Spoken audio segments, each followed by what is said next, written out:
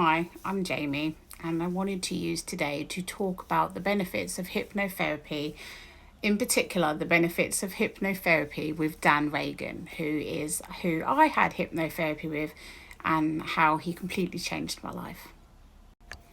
So before I met Dan, I had a few diagnoses. I had been diagnosed with BPD about 2 years maybe before I started working with Dan. And I have suffered with anxiety and depression my entire life. I had also been diagnosed with agoraphobia, which had massively impacted and changed my life for the worst. So around 6 years ago was when I probably hit my lowest point. I had an estranged relationship with my father. He had died suddenly, and then not long after that, my nan, who I was very, very close to, not a biological nan. My nan died when I was 15, and Joan, who I consider my nan, was her best friend. And I know for a fact if she would not have stepped in during those prime years, I probably wouldn't be here now. So I was dealing with the loss of my father, who I'd had an estranged relationship with and hadn't been in contact with since I was 18. My nan died, and then a few months after that, my one of my aunts was murdered, and I broke. I just lost all faith in humanity and the world, and I just was lost for a very long time. I spent 3 years sleeping my life away. I would look forward to taking my kids to school so I could go to sleep all day while they were at school. Then when they came back, I would feed them dinner, do their homework, bath them, and then look forward to going to bed. And that was my life for 3 years. And it hurts to think that I wasted 3 years of my life just doing nothing. Though I guess technically not nothing, because I see it as it was survival. I was surviving by sleeping and just ignoring what was going on. So a little context about my life, if I break it down into bite size. I grew up as a military child, partially. Then I married into the military. My upbringing was not good. Not used to being vulnerable on camera. My upbringing was very violent, very traumatic, hypervigilant, unpredictable. And, none of us were taught how to regulate our emotions. None of us were good at dealing with conflict. I don't deal with conflict very well at all. And not a lot of us had self-confidence, which is very difficult when you have parents who belittle you and make you feel like you're nothing, and continually tell you that you will never amount to be anything. Everything you do, they're there. Their negative voice telling you that you can't do that. And it's really hard to break that kind of cycle. So I went on to, I changed my medication to mirtazapine, and I ended up on the highest dose of mirtazapine, which of course caused excessive eating, where I gained a lot of weight.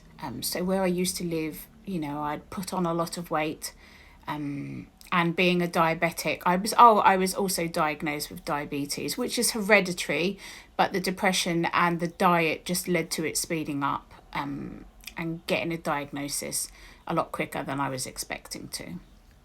So when I met Dan, I just started getting into mindfulness, which I think was the first step for me and gave me the confidence, and also opened up my mind to the possibility of hypnotherapy. So a lot of people are scared of hypnotherapy. I think it's just they watch too much true crime, like Criminal Minds, which is a brilliant show, by the way. But it is not like that. It is important that whoever you do hypnotherapy with, that you have trust with. You are asleep, it doesn't quite feel like that, but you are under with this person, and it has to be someone that you feel safe with and can trust. And most importantly, that you just other than feeling safe, is that you find their voice soothing and you can hear their voice through the experience. So luckily Dan had videos that I could listen to, so that I could get used to his voice. But I was so riddled with fears, I was too scared to do it in case I didn't come out of it. Again, I was up in my head a lot back then. The agoraphobia had me locked up in my house for years. I didn't go out, and it impacted my way of life. I spent almost 8 years of my life lost and just surviving, not living life or enjoying life. And I knew I'd done therapy, and I just knew I needed to try something else. My first session with Dan, I was skeptical. You never know how these things are going to go. And I was like, yeah, it's probably not going to work. And initially, the experience was pretty cool. It felt like I ended up in this huge field of flowers with my children. And then my second one, I remember that it was like I was soaring above the clouds. It was such a strange experience. But the first one, I woke up, I just felt really tired. And I felt like it did not work. And, I went home and I was like, oh, okay, well, I've given it a go. It's obviously not worked. This isn't for me.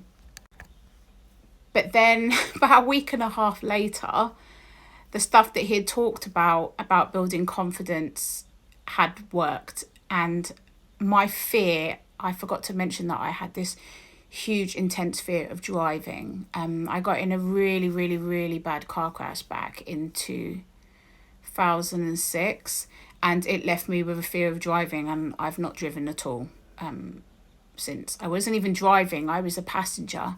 But I was just so scared of vehicles and me being in control of the vehicle that I just didn't drive. And I lived in this village in the middle of nowhere in isolation with no mode of transport.